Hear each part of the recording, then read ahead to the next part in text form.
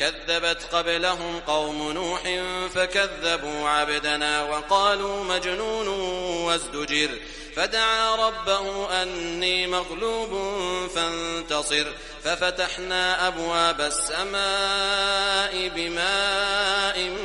منهمر وفجرنا الأرض عيونا فالتقى الماء على أمر قد قدر وحملناه على ذات ألواح